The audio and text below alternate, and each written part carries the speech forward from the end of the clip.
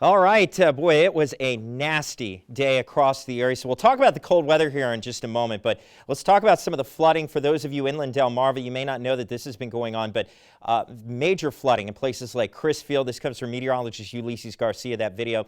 Annette Sterling sent us these photos from her house in Chrisfield. You can see all of the areas there underwater in her neighborhood. A lot of streets closed. This is from Josh Griffin out of Chrisfield. And it wasn't just Chrisfield, down in Accomack County, New Church, Chris Jones driving over a completely flooded road there.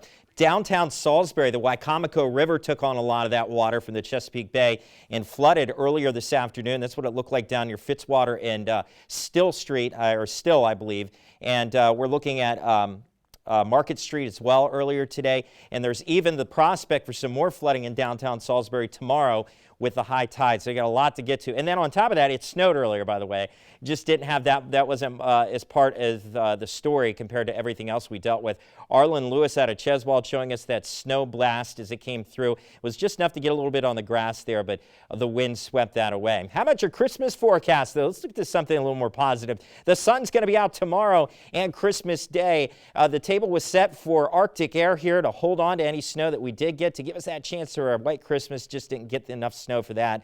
AM wind chill values below zero tomorrow morning, but our Christmas Eve ending up in the mid-20s. Christmas Day should be a little better there with highs closer to freezing, less of a wind chill to go along with that. Wind chill advisory still in effect through 10 a.m. tomorrow, as we're looking at these numbers being very, very cold throughout the weekend, as I showed you. Today's highs actually happened at midnight.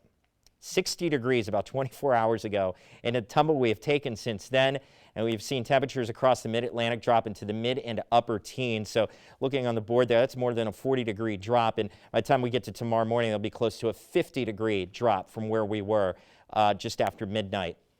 We'll look at the core of the Arctic air just off to our west. Temperatures near zero. We're basically getting into the coldest part of that air mass, and that's where we're going to stay. You saw with the Christmas forecast, slight improvements by Sunday. But this westerly flow, at least backing off a little bit, so it won't be as windy, but it will lock us in that frigid air even to start things off early next week.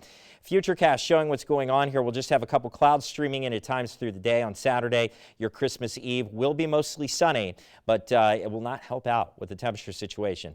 8 to 13 tonight for the nighttime low.